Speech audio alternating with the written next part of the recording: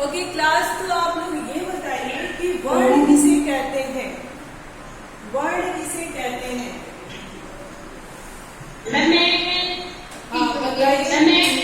बताओ बताओ बेटा, एक बार में एक ही लोग बोलेंगे।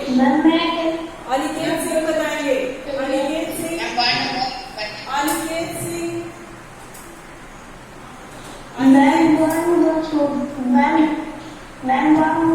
सबसे छोटी इकाई जिसकी और खंड नहीं किए जा सकते हैं। जिसके और खंड नहीं किए जा सकते उसे हम क्या कहते हैं? वर्ण कहते हैं। और कोई बताए कि वर्ण किसे कहते हैं? आप लोग को इससे प्रिंसिपल है, आप लोग को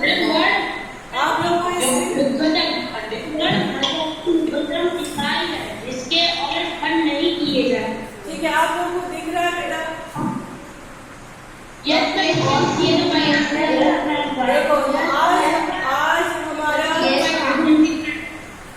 देखो आज हम लोग पढ़ेंगे व्याकरण।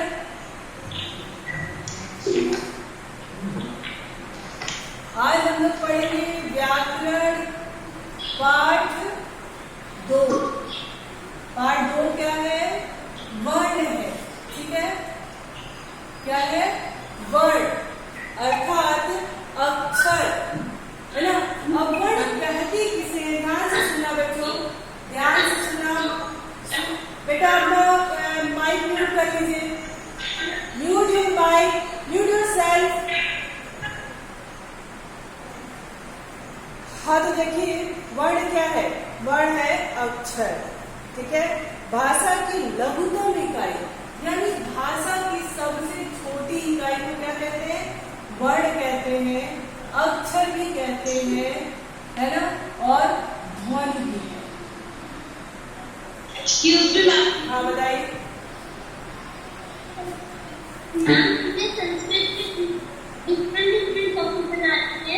हाँ, एक लिटरेचर की और एक ग्रामर की।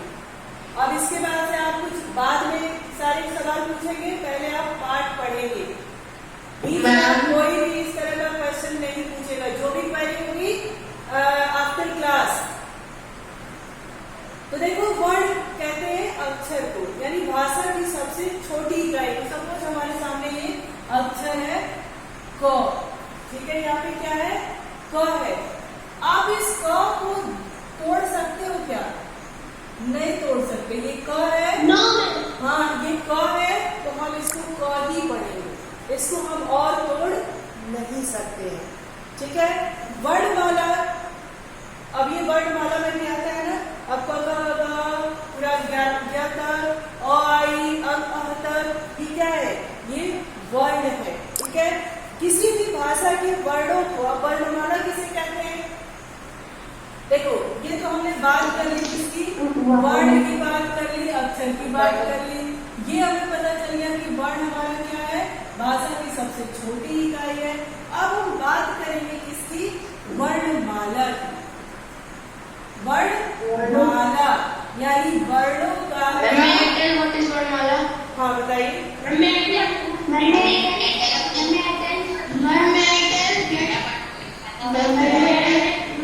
एक बार भी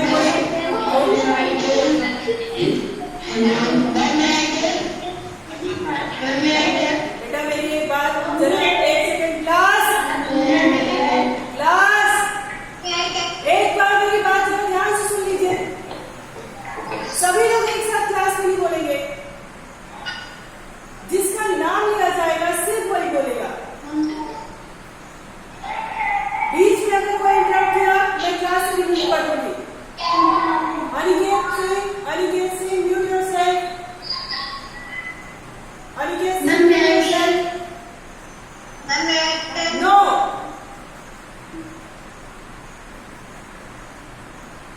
श्रेयांशी सिंह, आप अपने आप को अनम्यूट करिए। हाँ, श्रेयांशी सिंह, अनम्यूट योरसेल्फ। आप पढ़ाने नहीं देते हो, लगातार बोलते रहते हो। हाँ, श्रेयांशी बताओ, वर्णमाला किसे कहते हैं? नो, ओनली श्रेयांशी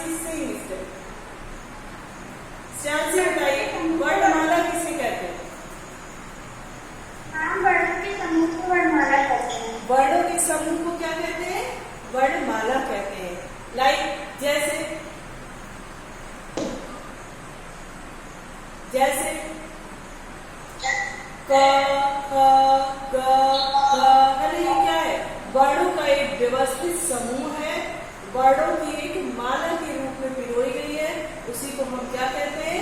वर्णमाला कहते हैं। क्लियर है यहाँ पे? अब देखो, संस्कृत वर्णमाला दो भागों में बटा है, एक स्वर और दूसरा व्यंजन। ठीक है, पहला क्या है हमारा? स्वर है, दूसरा क्या है? व्यंजन। ठीक। अब देखेंगे कि स्वर में क्या क्या आता है। अ, आ, ई, उ, री, ली, ए, ओ, औ। ये हमारे क्या है? संस्कृत के वर्णमाला। इसके पहले भी मैंने वर्ण विचार वर्णमाला पढ़ाया था आपको, अगर आपको याद होगा तो। पढ़ाया था कि नहीं? पढ़ाया था। हाँ, तो उस वीडियो को भी आप ध्यान से देखेंगे, और आज भी आप दोबारा से पढ़ा रहे हैं, उसको सुन लीजिए। ठीक है, तो हमने उसमें बताया था कि संस्कृत में कितने स्वर होते हैं। अंकित सिंह बताएंगे कि संस्कृत में कितने स्वर होते हैं।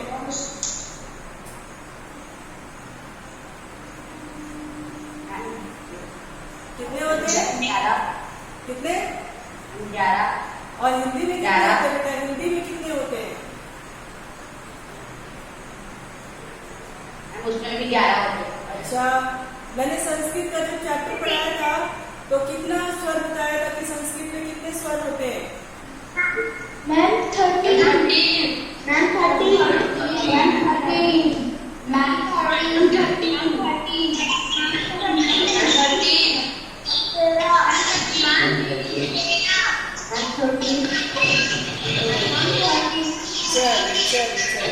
आगे बढ़िए।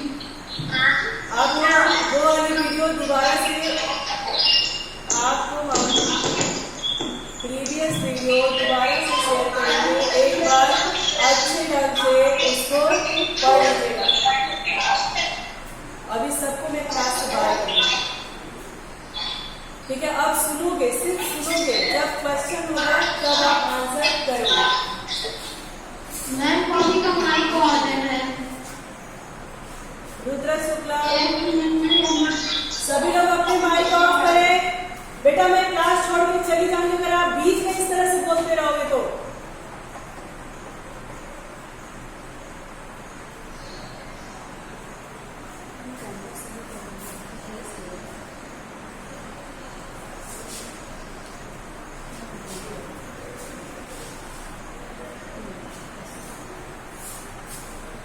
हाँ, देखो संस्कृत में जो हमारे स्वर होते हैं अ, आ, ई, है ना?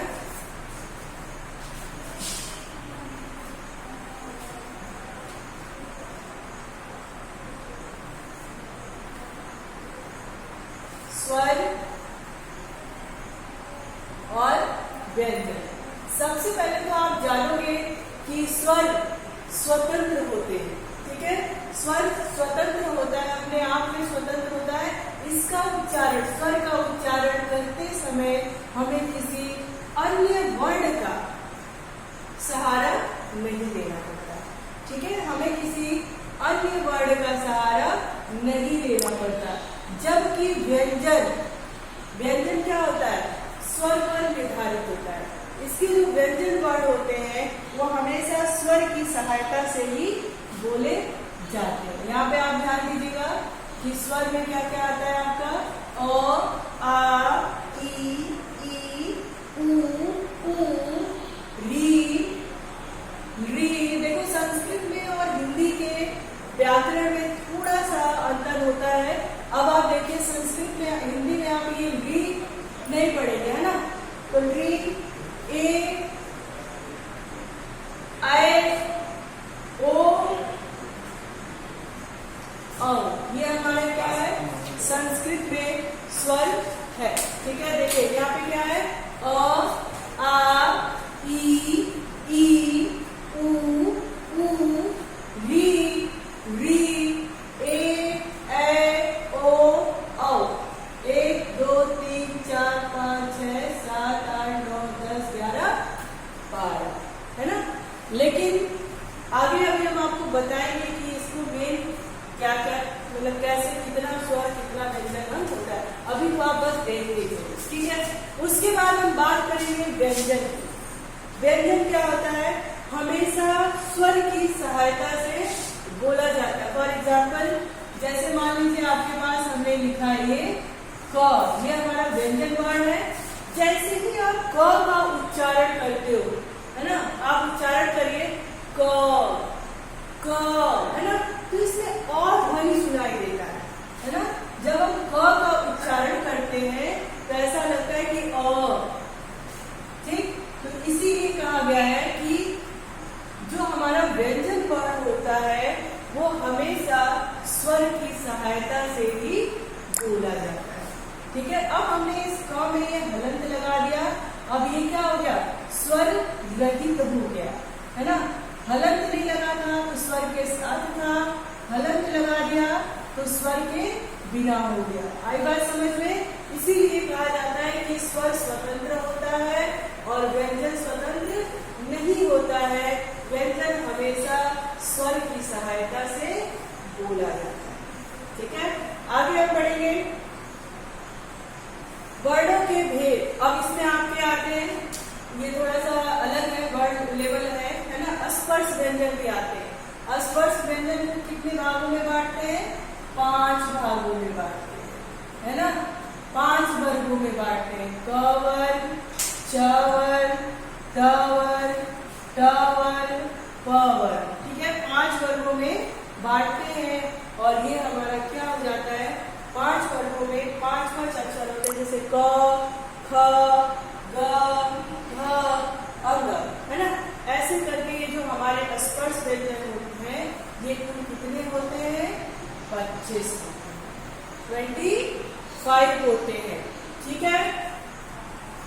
अब हम देखेंगे, अभी जब आप बड़ी क्लास में जाओगे तो इन सब चीजों को भी डिफाइन किया जाएगा, इसको भी व्याख्यान किया जाएगा कि भाई किसका उच्चारण कहाँ से होता है। हम आगे की क्लास में जरूर पढ़ाएंगे। अभी आप बस ये जान लीजिए कि वर्ण क्या है, स्वर क्या है, व्यंजन क्या है ना, ठीक है। बस इतना जानिए, उसके बाद हम इसको और डीप में आपको पढ़ाएंगे कि क्या है। उसके बाद देखो वर्णों के भेद। अभी आपने समझा कि वर्ण किसे कहते हैं, है ना। स्वर वर्ण, व्यंजन वर्ण होता है और व्यंजन होता है, ठीक। उसके बाद आप देखोगे वर्णों के भेद। मेन पॉइंट है, उसको जानिए, फिर बीच में हम लोग पढ़ेंगे वर्णों के भेद, ठीक है। अभी आपने पढ़ा ना कि वर्ण के कितने भेद होते हैं। हमने बताया था कि 2 होते हैं। कौन कौन से होते हैं? एक तो स्वर होता है और दूसरा क्या होता है? व्यंजन होता है। अभी हम इसके पहले आपको लिखकर बताए थे कि स्वर में कौन कौन से वर्ण आते हैं और व्यंजन में कौन कौन से वर्ण आते हैं, ठीक है। स्वर की परिभाषा भी हमने बताई थी कि स्वर हमेशा क्या होता है? स्वतंत्र होता है। स्वर वर्णों का उच्चारण करते समय हमें किसी अन्य वर्ण का सहारा नहीं लेना होता है। बताया था आपको? Yes ma'am. हाँ, स्वर के उच्चारण में, स्वर के उच्चारण में लगने वाले समय को मात्र काल कहते हैं, ठीक है। उच्चारण में स्वर वर्णों का जब आप उच्चारण करते हो उसको हम क्या कहते हैं? मात्र काल कहते हैं, ठीक। अब देखो, अब इससे पूछेगा कि स्वर के कितने भेद होते हैं, ठीक है। स्वर के कितने भेद होते हैं? तो स्वर के कितने भेद होते हैं? कोई एक बोलेगा। कितने होते हैं? 3 भेद होते हैं।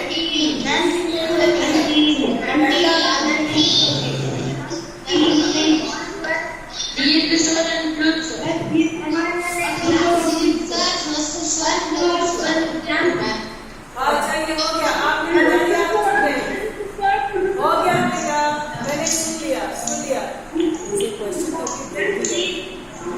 हाँ, मैंने सुन लिया। अब आप चुप रहेंगे। चलिए देखिए, स्वर कितने भेद होते हैं? स्वर के 3 भेद होते हैं।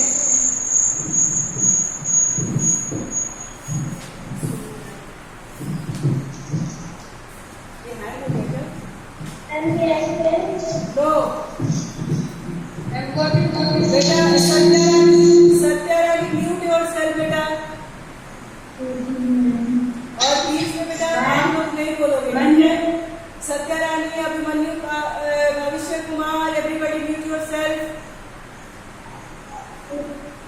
ध्यान से सुनेंगे।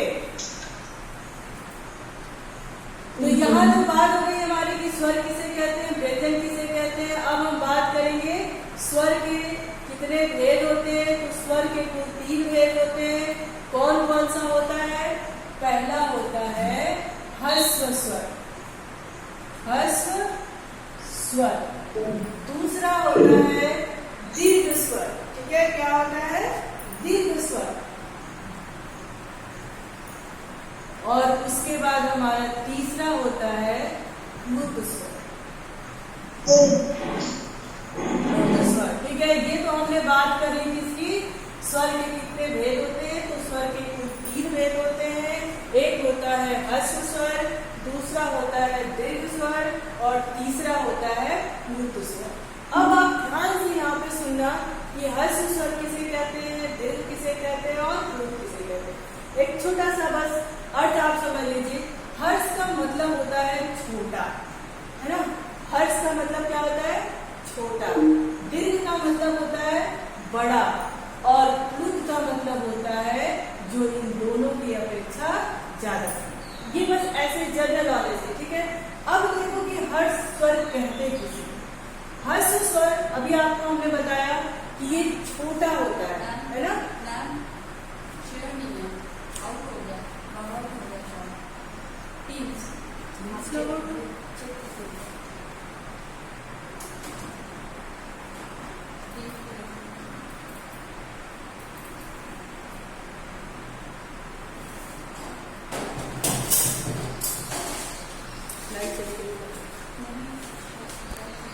स्वर है ना। ह्रस्व यानी छोटा, जिसका उच्चारण करने में थोड़ा कम समय लगा। जैसे आप देखो यहाँ पे अ, छोटी ऊ, जब आप इसको उच्चारण करते हो तो आपको क्या लगता है? कम समय लगता है। कैसे हम उच्चारण करते हैं? अ, ई, उ। ठीक है, लेकिन अगर यहीं पे जो ये दीर्घ की बात करता है, यहीं पे अगर हम उच्चारण करें आ, क्या हो रहा है? आ, बड़ी, बड़ा, ऊ। ये कौन बोल रहा है इसको?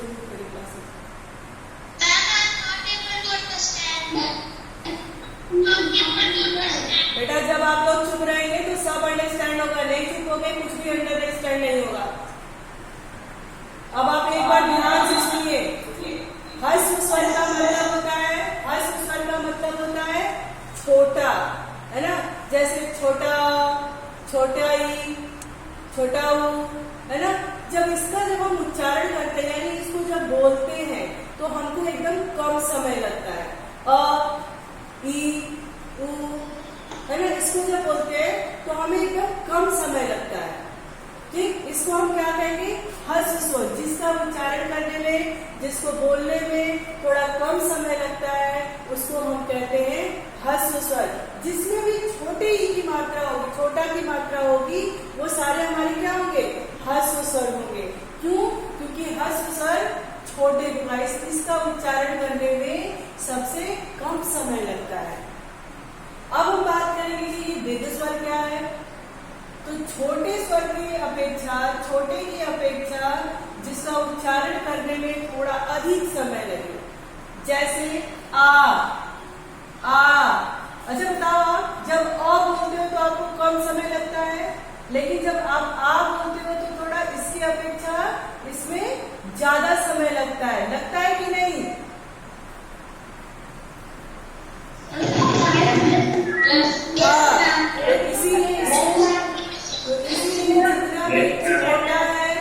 जितने भी छोटे की मात्रा है उसको हम कहते हैं ह्रस्व स्वर, जो बड़ी की मात्रा है उसको हम कहते हैं दीर्घ स्वर। आई बात समझ में? अ बोलोगे तो कम समय लगेगा, आ बोलोगे तो थोड़ा ज्यादा समय लगेगा। ठीक, तो जिसमें कम समय लगे, जिसका उच्चारण करने में, या फिर छोटे की जो मात्रा है उसे हम ह्रस्व स्वर कहते हैं, जो बड़े की मात्रा है उसे हम दीर्घ स्वर कहते हैं। अब आते हैं भैया हमारा प्लुत स्वर। प्लुत स्वर में क्या होता है कि ह्रस्व स्वर और दीर्घ स्वर दोनों की अपेक्षा इसका उच्चारण करने में तिगुने का समय लगता है, दोनों से ज्यादा समय यहाँ पर लगता है। जैसे आप किसी को संबोधित करते हो, किसी को जैसे आप किसी को संबोधित करते हो, किसी को बुलाते हो, है ना, तो इन दोनों की अपेक्षा उसमें ज्यादा समय लगता है। अब देखो कैसे लगता है, जैसे आप ओम का उच्चारण करते हो, क्या करते हो, ओम, तो कैसे बोलते हो, ऐसा तो नहीं बोलते ना, ओम, ऐसा तो नहीं बोलते, कैसे बोलते हैं, ओम। फिर आप कहते हो, क्या कहते हो, हे भगवान, क्या कहते हो, हे राम। तो जब इस तरह का उच्चारण आप करते हैं उसको हम क्या कहते हैं, प्लुत स्वर कहते हैं, है ना। जो भी अगर अब जैसे मान लीजिए कि मतलब गाना जैसे गाते हो, ठीक है, अपनी मम्मी को बुलाते हो, तो ऐसे तो नहीं बोलते मम्मी, क्या बोलते हो, मम्मी, है ना। जिसमें स्वर की बात है, थोड़ा सा रिगा करके जिसको बोलेंगे वो क्या हो जाएगा, प्लुत स्वर में आ जाएगा, ठीक है। आई बात समझ में? Yes ma'am. चलिए अब जिससे क्वेश्चन किया जाएगा सिर्फ वही आंसर करेगा, जिससे प्रश्न किया जाएगा सिर्फ वही आंसर करेगा, ठीक है। चलिए शैलेश तिवारी, शैलेश तिवारी, पहला क्वेश्चन है आपसे, पहला क्वेश्चन है कि वर्ण किसे कहते हैं, हाँ, वर्ण किसे कहते हैं,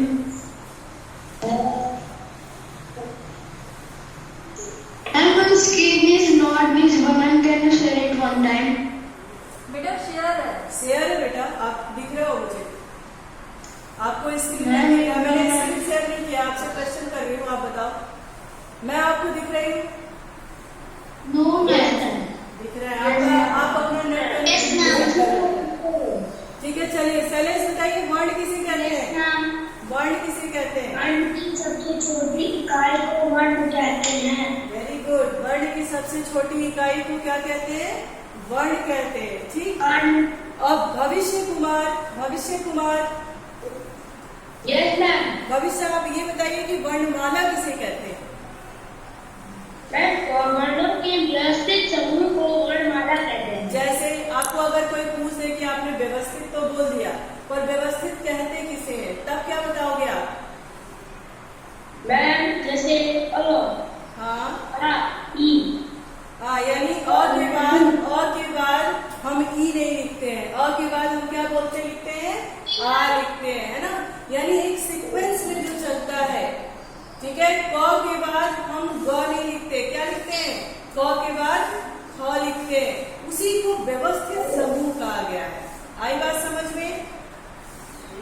यस मैम। चलिए अब बताइए, निष्ठा वर्मा बताएंगी, निष्ठा वर्मा, निष्ठा वर्मा आप बताइए कि वर्ण के भेद कितने होते हैं, मैम वर्ण के दो भेद होते हैं, कौन और कौन से, व्यंजन। कौन कौन से, मैम स्वर और व्यंजन। स्वर और व्यंजन, ठीक, वेरी गुड। रितेश सिंह, रितेश सिंह, हाँ बताइए। Ma'am, today you sent the chapter number 1 and 2 PDF of Sanskrit grammar. Second period बेटा, second period and second chapter. नाम अंकित को दे दो। Yes, ma'am. Yes ma'am. व्याकरण का पहला अंकित कुमार, अंकित कुमार, अंकित कुमार, सिट प्रॉपर बेटा, स्ट्रेट बैठे आप। चलो अब कौन बताएगा, आस्था मिश्रा, आस्था मिश्रा, Yes, ma'am. स्वर किसे कहते हैं बेटा, Ma'am, स्वर ऐसे अक्षर जिससे बोलने में किसी अन्य वर्णों की जरूरत ना पड़े। हाँ, यानी स्वर क्या होता है, मैम जैसे नहीं बेटा हमने उदाहरण नहीं पूछा, उदाहरण नहीं, मेरे क्वेश्चन पे ध्यान दो। स्वर आपने बता दिया कि जिसका उच्चारण करने में किसी अन्य वर्ण का सहारा नहीं लिया जाए, इसलिए स्वर को क्या बोला गया है? स्वर को मैम स्वतंत्र बोला गया है। क्या बोला गया है? स्वतंत्र। हाँ, स्वर क्या होते हैं? स्वर क्या होते हैं? स्वर स्वतंत्र होते हैं। ठीक है, चलिए अभिनव मिश्रा, अभिनव मिश्रा अनम्यूट करिए अपने आप को, अनम्यूट योरसेल्फ। आप अपना माइक अनम्यूट करिए, माइक ऑन करिए, आपकी आवाज नहीं आ रही है। हाँ, अभिनव मिश्रा आप बताइए व्यंजन किसे कहते हैं? व्यंजन वर्ण क्या होते हैं?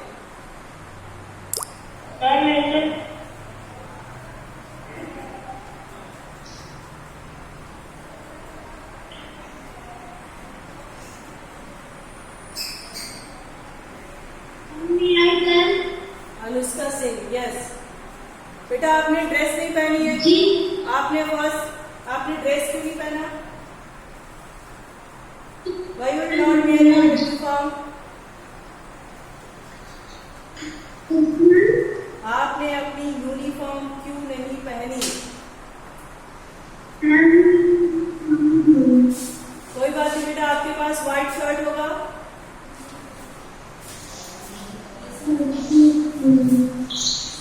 आपको आज क्लास से रिमूव कर रहे हैं बेटा। व्यंजन किसे कहते हैं? इन वर्णों का उच्चारण स्वर की सहायता से व्यंजन करते हैं। हाँ, उन व्यंजन वर्णों को व्यंजन उसे कहते हैं जो स्वर की सहायता से बोला जाए, है ना। जिस व्यंजन वर्ण में स्वर लगा होता है उसे हम क्या कहते हैं? व्यंजन कहते हैं। ठीक है, चलिए अब आप बताएंगे अनु कुमारी। अनु कुमारी, यस मैम। हाँ अनु कुमारी आप बताइए स्वर के कितने भेद होते हैं? मैम स्वर के 3 भेद होते हैं। कौन कौन से? हस्त स्वर, हाँ, हस्त स्वर, वृद्धि स्वर, हाँ। पुलिप्त स्वर। पुलिप्त नहीं होता बेटा, ह्रस्व स्वर, दीर्घ स्वर और प्लुत स्वर। ठीक है, चलिए नमन, नमन, यस मैम। नमन आप बताओ ह्रस्व स्वर किसे कहते हैं? मैम जी शब्दों को बोलने के लिए कम से कम समय लगे उसे हस्त स्वर कहते हैं। अच्छा, तो कौन कौन सा वर्ड ऐसा है जिसको बोलने में कम समय लगता है? मैम मैम ई। कौन सी, छोटी या बड़ी? मैम छोटी। छोटी, है ना। छोटी, छोटा, यस मैम। छोटा री, री, है ना। री, री, Yes, ma'am. इन सब का उच्चारण करने में कम समय लगता है। ठीक है, उसको हम क्या कहते हैं? ह्रस्व स्वर कहते हैं। ठीक, दुर्गेश कुमार, दुर्गेश कुमार, यस मैम। दुर्गेश आप बताइए दीर्घ स्वर किसे कहते हैं? मैम जी सब पूरा टाइम दुगुना टाइम लगे। हाँ, दुगुना लगे। जैसे जैसे बड़ा आ बड़ी बड़ा हाँ, जैसे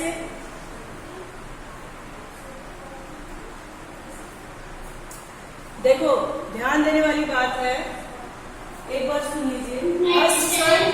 ह्रस्व स्वर आपको पता है कि जिसका उच्चारण करने में, जिन वर्णों का उच्चारण करने में कम समय लगे उसको हम कहते हैं ह्रस्व स्वर। ये संख्या में कुल कितने होते हैं? 5 होते हैं। कौन कौन से होते हैं? अ, छोटा ई, ऊ, वी और री। ठीक है, देखिए दिखा रहा है आपको स्क्रीन दिख रहा है? हाँ, तो देखिए ये संख्या में ह्रस्व स्वर क्या होते हैं? संख्या में 5 होते हैं। कौन कौन से होते हैं ये आपको दिखा रहा है। देखिए ह्रस्व स्वर संख्या में कितने होते हैं? 5 होते हैं। ठीक, 5 होते हैं। अ, छोटा ई, ऊ, री और री। संस्कृत के और हिंदी में थोड़ा सा आपको अंतर मिलेगा, बाकी आपका व्याकरण वैसे ही होता है, परंतु थोड़ा सा अंतर उसमें होता है। ठीक है, तो अगर आपसे कोई पूछे कि हर्ष स्वरों की संख्या कितनी होती है, तो आप क्या बताओगे? 5 होती है। कौन कौन सी होती है? छोटा अ, छोटी, छोटा ऊ, री और री। ठीक है, ये आप हमेशा याद रखिए। ठीक है, अब आप बात करेंगे दीर्घ स्वर की। दीर्घ आपको पता है कि हर्ष की अपेक्षा जिसका उच्चारण करने में थोड़ा अधिक समय लगे या फिर दुगुना समय लगे, उसको हम क्या कहते हैं? दीर्घ स्वर कहते हैं। क्लास में ज्यादा टाइम हो रहा है। पढ़ाई नहीं, चलिए इसके आगे हम नेक्स्ट